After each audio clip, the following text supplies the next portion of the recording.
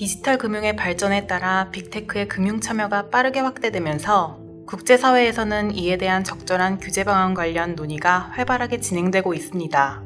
우리나라에서도 빅테크의 금융 참여에 대한 규제가 필요하다는 목소리가 커지고 있는데요. 과연 빅테크의 금융 참여에 대한 바람직한 규제 방향은 무엇일까요?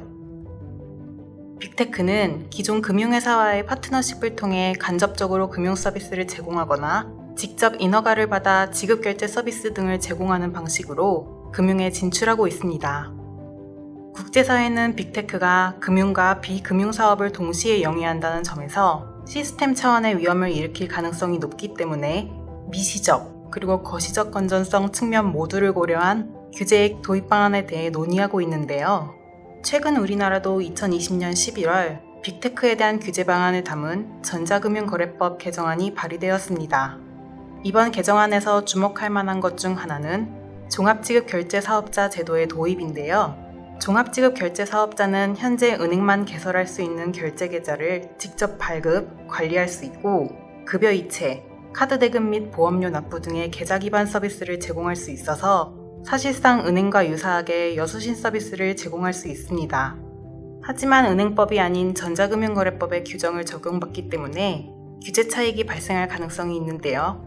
동일기능 동일규제 또는 동일위험 동일규제 원칙에 따른 규제 방안을 마련하여 규제 사각지대가 발생하지 않도록 해야 할 것입니다.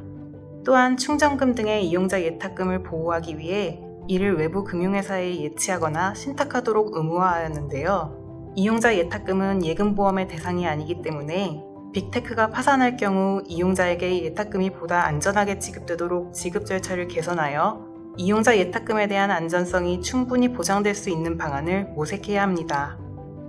한편 이용자의 충전금과 결제액 사이에 부족분이 발생할 경우 후불 결제가 제한적으로 허용된 바 있는데 후불 결제가 지급 능력을 초과하여 이루어질 수 있다는 점에서 결제 시스템의 안정성을 저해하지는 않는지 검토해야 할 것입니다. 또한 금산분리 원칙과는 달리 빅테크는 비금융 전자상거래이면서 금융에 참여하는 것이기 때문에 은행과 같은 금융행위를 하더라도 은행보다 더 큰 위험을 초래할 수 있는데요. 따라서 빅테크의 금융 참여 범위와 수준을 적절히 판단하고 빅테크의 특수성을 중시하는 기관 중심 규제와 함께 동일행위, 동일규제를 결합하는 것이 바람직합니다.